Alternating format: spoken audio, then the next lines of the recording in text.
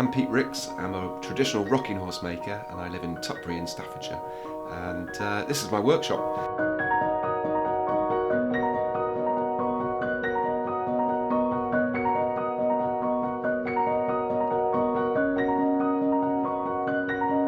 I started wood carving when I was 14, when I was at school, and I was taught by a woodcarver called Martin Turner.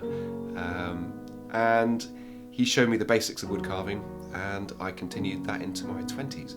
I started making rocking horses about 6 years ago, and when I first began, like with any skill, new skill, I was absolutely terrible at it. I took so long to create anything.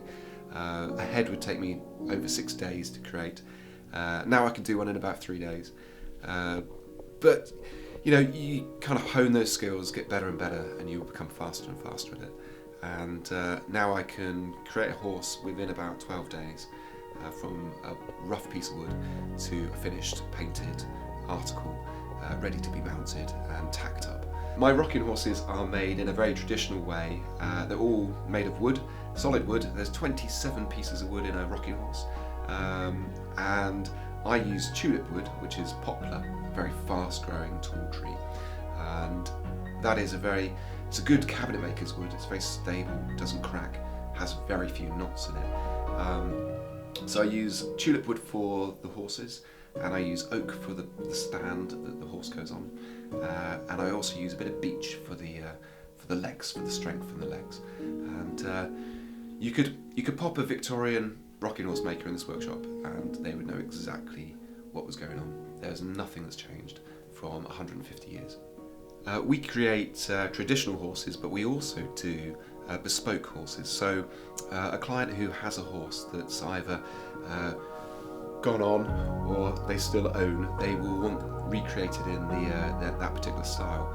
And one of my favourite horses that I've done recently was a horse with a fully removable saddle that was made by a master saddle maker in Devon, and this horse was completely bespoke. You could take the saddle off, you could take the martingale off, and it looks absolutely fantastic. And to add an extra little touch, I carved the name of the horse in the stand. So you can be very creative with rocking horses. So my job in the business is to create all the woodworking, do all the wood carving.